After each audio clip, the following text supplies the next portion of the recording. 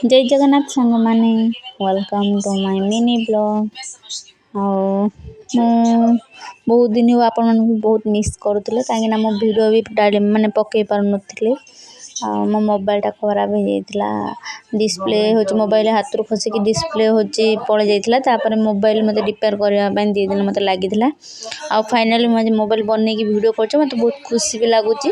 ଆଉ ଦେଖନ୍ତୁ ମୁଁ ଏବେ ଡ୍ୟୁଟି ସାରିକି ଯାଉଛି ଚେନ୍ନାଇ। ରାତିରେ ଦେଖନ୍ତୁ ତାର ଭିୟୁଟା କେମିତି। ଏଠି ମାନେ ସବୁବେଳେ ଗାଡ଼ି ଚାଲୁଥିବ। ଏଠି ରାସ୍ତା କଡ଼ରେ ସବୁ ଲୋକମାନେ ଶୋଇଛନ୍ତି। ଆଉ ମାନେ ଓଡ଼ିଶାରେ ବି ଥଣ୍ଡା ହେଉଥିଲା, ମୁଁ ଶୁଣିଥିଲି ଚେନ୍ନାଇରେ ଥଣ୍ଡା ହୁଏ ନା। ଆଉ ଏବେ ସତରେ ମାନେ ମୁଁ ଚେନ୍ନାଇରେ ରହିକି ଫିଲ୍ କରିପାରୁଛି ଚେନ୍ନାଇରେ ବି ବହୁତ ଥଣ୍ଡା ହେଉଛି। ଭଗବାନ କ'ଣ ତାଙ୍କୁ ସବୁ ଏମିତି କରିଛନ୍ତି, ସେମାନେ ଶୋଇଛନ୍ତି ରାସ୍ତାରେ ଦେଖିକି ବହୁତ ଦୁଃଖ ବି ଲାଗୁଛି। ଆଉ ତା ଭିତରେ ମୁଁ ଗୋଟେ ପାଖ ଦୋକାନ ଦେଖିକି ସେଠୁ ମୂଳା ମୁଁ କିଣି ନେଇଥିଲି କିଲେ ଖଣ୍ଡେ, କାରଣ ମୂଳା ଦେଖିକି ଟିକେ ଲୋଭ ହେଲା ନେବା ପାଇଁ। ଆଉ ତା ଭିତରେ ମୁଁ ରୁମ୍ ପାଖାପାଖି ହେଇଯାଇଥିଲି।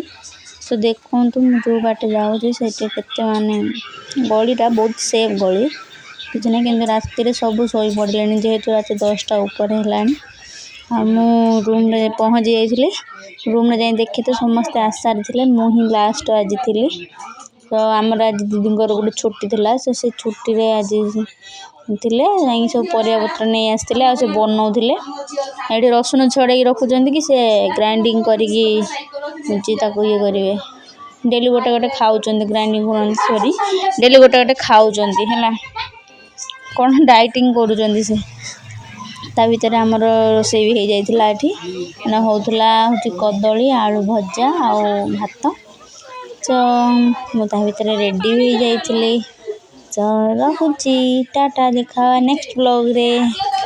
Bye bye, good night two.